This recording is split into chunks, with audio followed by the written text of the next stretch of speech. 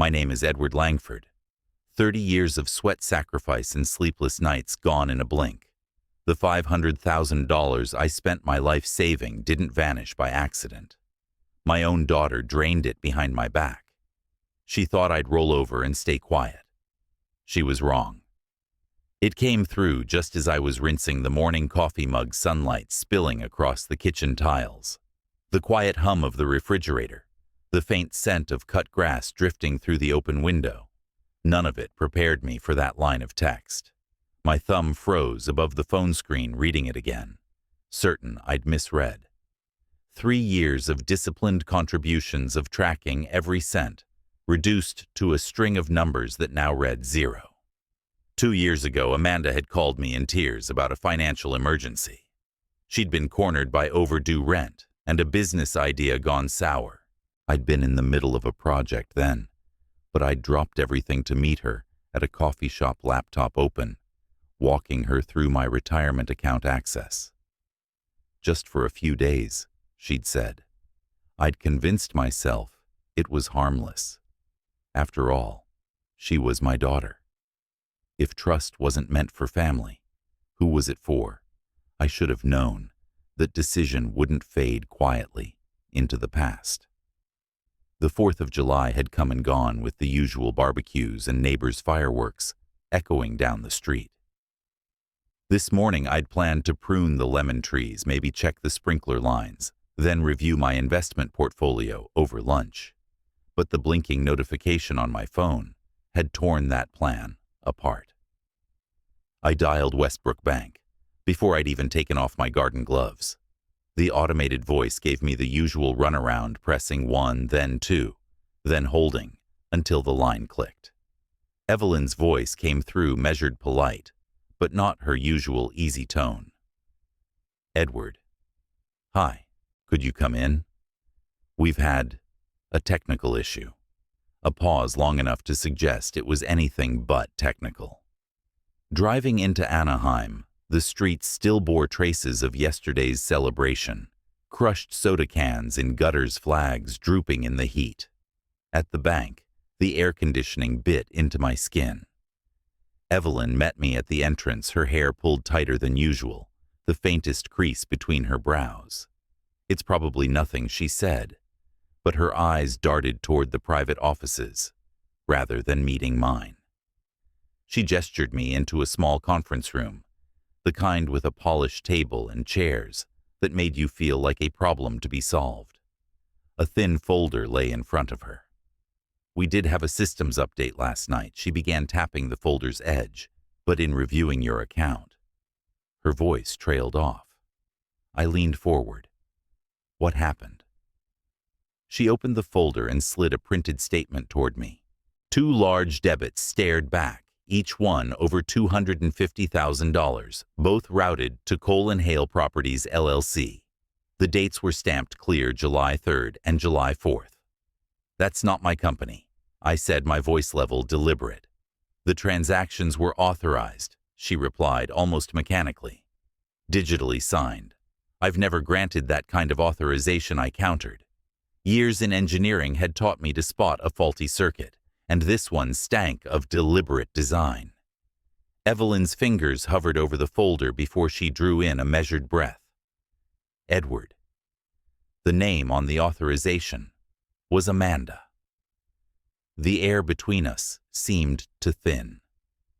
My gaze dropped back to the statement, to the looping font of the recipient's name, to the faint watermark of the bank's logo. The logo of Cole & Hale Properties sat in the memo line, like a signature on a challenge I hadn't agreed to fight yet.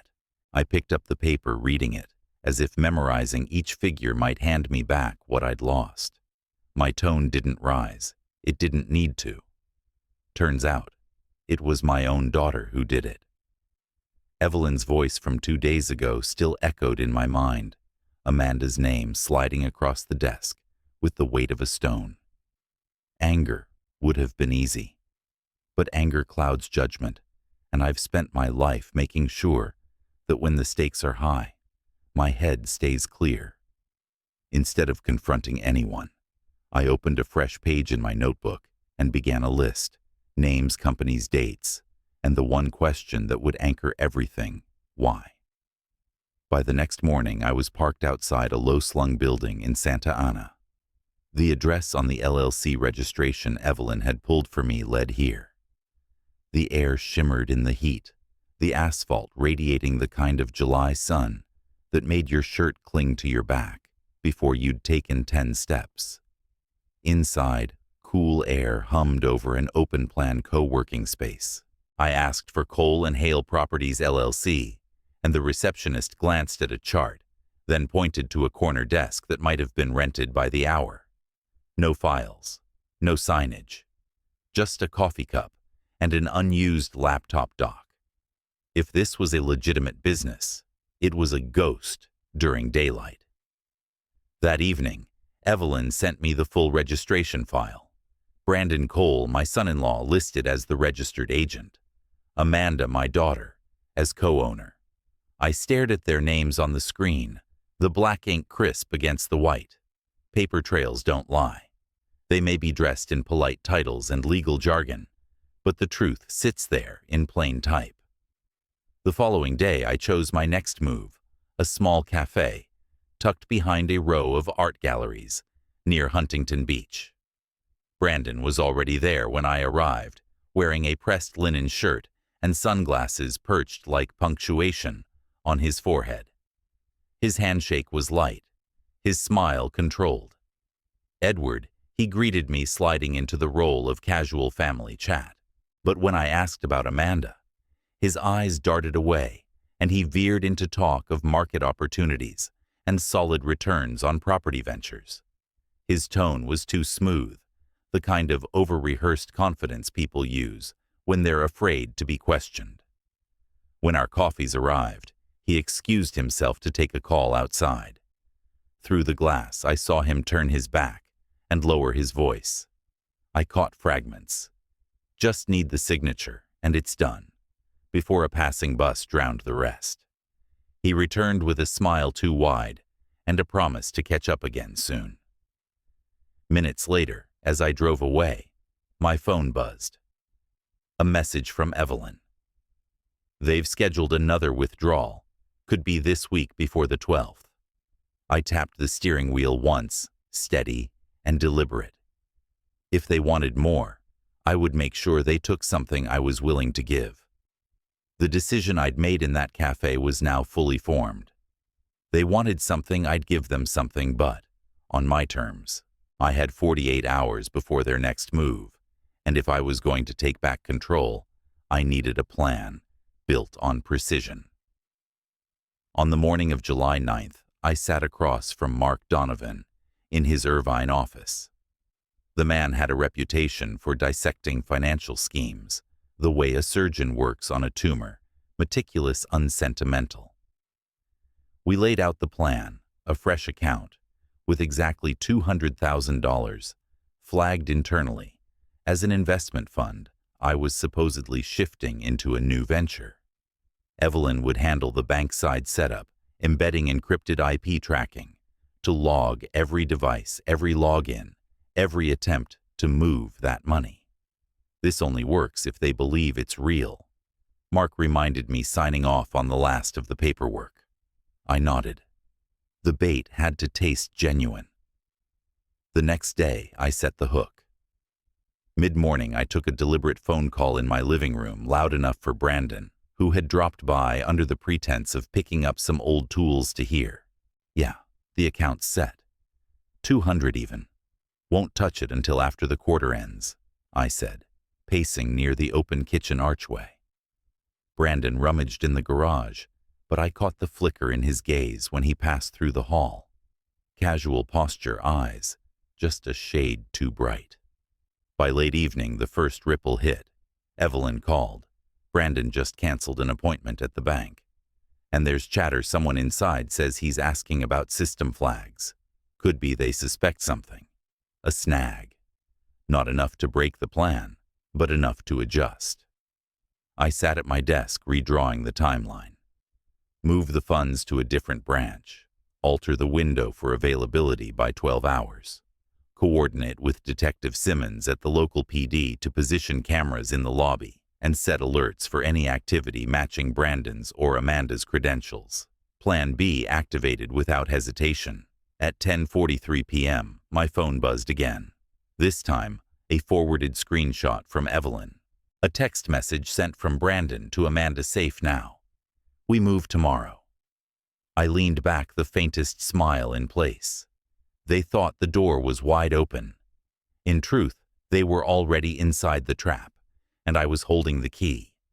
The night before the deadline, I sat in the dim light of my study, eyes fixed on a real-time dashboard Evelyn had secured for me. At 9:17 p.m. on July 11th, the system lit up. Brandon's device ID and IP address pinged the bank's server. He wasn't touching the bait yet, but he was circling.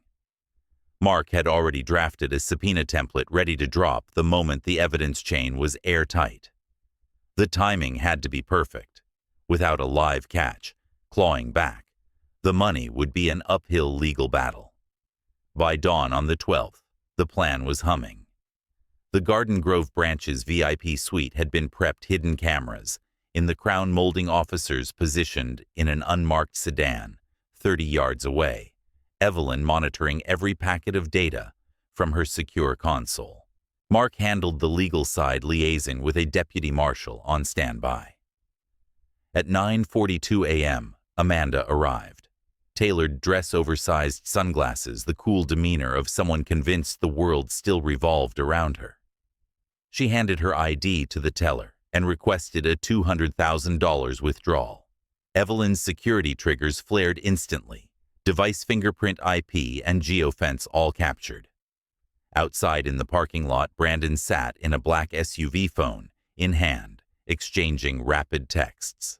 The bait was in motion. Amanda authorized the transfer with an electronic signature, an exact match to the one used on the $500,000 theft. That was the cue. Mark signaled the marshal, who stepped into the room and froze the transaction. "Ms. Langford, we need you to remain here," the marshal said evenly, holding up the printed log of her e-sign, time-stamped and geolocated. Evelyn's console pushed live footage from the security feed to my tablet. Every angle was covered. Her posture the moment she touched the stylus, the instant the confirmation screen lit green. Amanda's mask slipped just a fraction. "There must be a mistake," she murmured. Brandon opened the SUV door as if to leave, but an officer intercepted him. Both were advised of their rights before being asked to give a statement. I stepped forward, sliding a sealed evidence envelope into the marshal's hand. "We're done here," I said, voice low enough that only Amanda could hear. "Everything you've taken and everything you've hidden now, it's all documented." As the marshal began processing her, Brandon leaned toward her and whispered, "Don't say anything about the notary." Amanda's eyes darted to me, a flicker of panic behind the defiance. There was something else, something they hadn't expected I'd uncover, and now I knew exactly where to look next. I didn't come to court to watch them squirm. I came to Ma. The Superior Court of Orange County was smaller than it looked in news photos. The hearing room had no grandeur, just pale walls, the hum of ceiling vents, and the faint scratch of pens as court reporters prepared. But the air was heavy enough to press on my shoulders. I'd been here before, years ago, in a different battle, and I knew the danger of walking in with emotion instead of evidence. Amanda sat 2 seats away from Brandon at the defendant's table. They didn't touch, but their silence was too careful. Mark Donovan, my attorney, was already shuffling the neatly tabbed binder we'd assembled. Every page was a nail. Our job was to drive them in straight. The judge called us to order. Mark began without preamble. "Your Honor, this case is about unauthorized control over my client's retirement funds, $500,000 already removed, and an attempted withdrawal of an additional $200,000. He set the binder on the evidence table. The first exhibit, the registration of Cole and Hale Properties LLC, showing Brandon as registered agent and Amanda as co-owner. Second exhibit, an internal bank log, noting the exact time a withdrawal limit was changed from an IP address tied to Brandon's personal device. Third, the two $500,000 transfers earlier in the month, followed by the failed attempt to take the bait account. CCTV footage from the bank played on a side monitor. It showed Amanda at the counter entering her e-signature. Every timestamp matched the logs Evelyn Ross had prepared under bank compliance rules. Opposing counsel leaned forward, voice smooth. My client had verbal authority to assist Mr. Langford in managing his finances. Mark cut in. Verbal authority is not legal authorization. Do you have a written power of attorney? The lawyer hesitated. There was an understanding.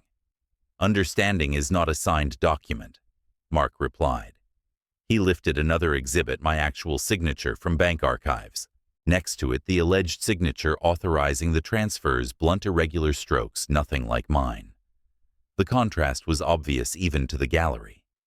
We moved to cross-examination. Amanda, Mark began.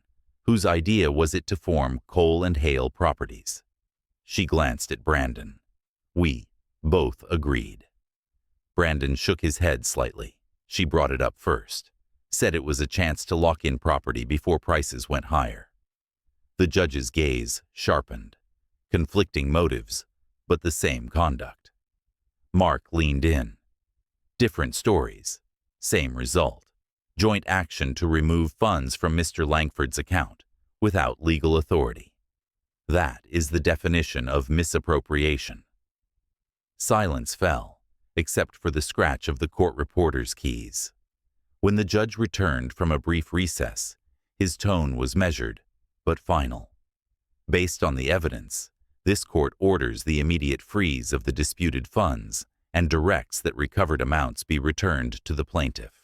The matter of the forged signature will be referred to the district attorney's office for further investigation. Amanda's shoulders sank. Brandon stared straight ahead, jaw tight. Evelyn, still in the witness chair, allowed herself the smallest nod. I thought it was over. Then, as I stepped into the hallway, my phone buzzed. No caller ID. The email inside was just one line. Check your secondary account. Someone's watching. The war might have ended in this room, but something told me the battlefield had only shifted. Justice doesn't give you back the minutes you've lost. It just makes sure no one can steal them again. On the morning of July 19th, my house was quiet. The table was cleared, the coffee warm, the light slanting through blinds. I'd re-oiled myself. In the corner of my study, a brand new safe stood against the wall. Thicker steel, triple lock system, biometric backup. I keyed in my code more out of habit than necessity. The main account's balance blinked up on the screen. The refunded sum was there, along with interest and reimbursement for legal costs. I exhaled slow. The number wasn't just money. It was proof that my name had been restored. 3 days later, I walked into Mark Donovan's office in Irvine.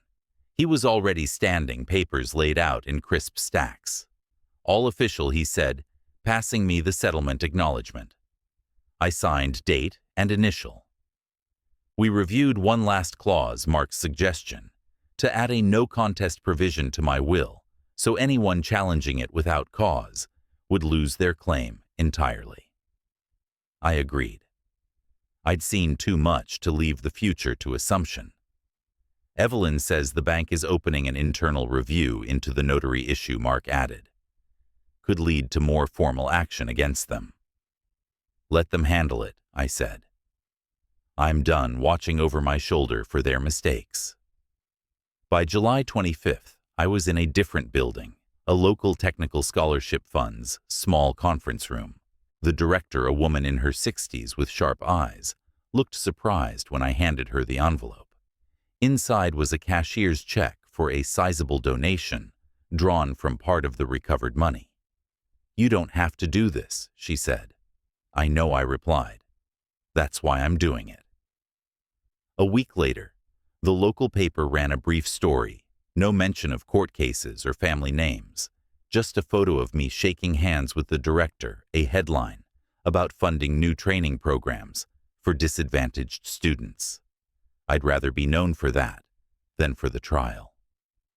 Back home that evening, I checked every new alert I'd set up, tiered notifications for transfers login, attempts even safe access. Evelyn had shown me how to layer systems, digital, mechanical, human. This time, nothing in my life was unprotected. Not even me. I closed the safe, turned the key, spun the dial 3 full rotations. The sound was clean final. The phone buzzed in my pocket. An email, no sender name, I know about your secondary account. We will meet again. I felt my mouth curve into a small smile. Good, I murmured, locking the study door behind me. I'm ready. I've learned that justice doesn't always roar. It can arrive quietly, like a door locking behind someone who thought they'd already escaped. Amanda and Brandon paid their price, but the real victory was knowing I'd taken back control of my life. Trust is valuable, but it's not a blank check. Protect what you've built because no one else will guard it as fiercely as you.